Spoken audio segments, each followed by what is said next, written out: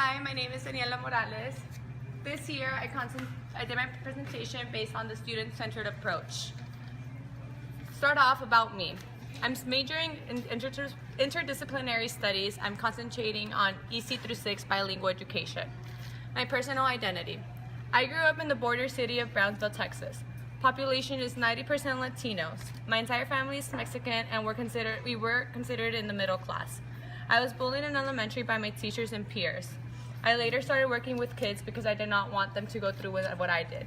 And this is why I want to be a bilingual teacher. Because of the fact that I do want to be a bilingual teacher, I started focusing on what different approaches, what would be the best way to teach your students.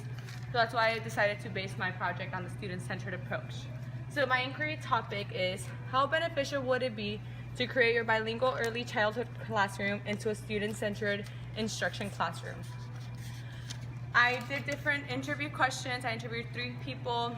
I went to different elementary classes. I focused on 3rd grade this year to observe how they would teach. So my methods. I asked a set of interview questions to 3 participants.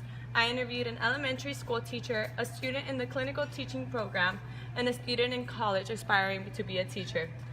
These are my set of the interview questions that I asked. The first one is, why do you want to become a teacher, or why did you want to become a teacher? The second one is, what would you consider a great method for teaching your students? The third one is, what teaching instruction do you use to teach your students? How do you feel about a student-centered instruction? The 4th question was, how does a classroom environment affect how a child feels in their classroom? And the 5th question is, do you believe that having support from your coworkers, administration, and parents can have a big effect on how you teach your classroom and the approach that you decide to choose?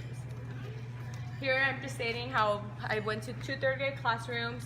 These are some pictures I took of my different 3rd graders.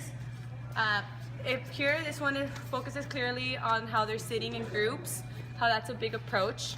This one, how they're working in partners. They're playing this little game that the teacher created, so I took a picture of that. And the one over here is how they're reading. She's reading out loud in class to her group and to the entire classroom. So that's one of the major approaches also that considers with student-centered.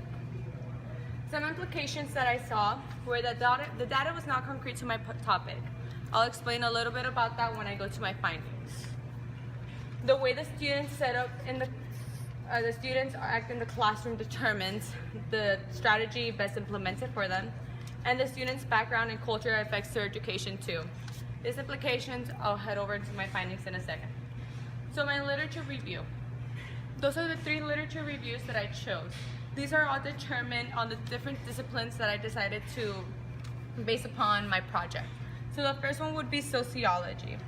I chose this discipline because it bases on the society itself, how humans interact with each other, the relationships that they each have, and their culture. Because of the fact that it is a bilingual classroom, I decided to focus on this one because it focuses on how people work with each other, how different cultures are of bilingualism, and how they each work in a classroom together. The second one I chose was human geography. This one is because it focuses on the human activities, how they influence you and society of people itself. So it's pretty much still based on the first one with sociology, but this one's more on human geography, their backgrounds, and everything about them. And the third one would be the linguistic anthropology. That one is on the language, how language influences your social life. Especially because it's a bilingual classroom, that's why I chose this one because language itself can determine too much about how you act, how you are, and how you decide to be in your classroom. And let's go with my findings. So my findings, all 3 participants stated that student-centered teaching is the best strategy to use if you want your students to enjoy what they are learning about and be involved. Yet they all stated each classroom and each grade level is different. Although you may want to stick to student-centered approach, you may have a hard time with the students, and it is better for them to use a different approach, such as a teacher-centered approach. One of the quotes that one of my interviewees said was, "A classroom environment has so much to do with how your students feel in the classroom."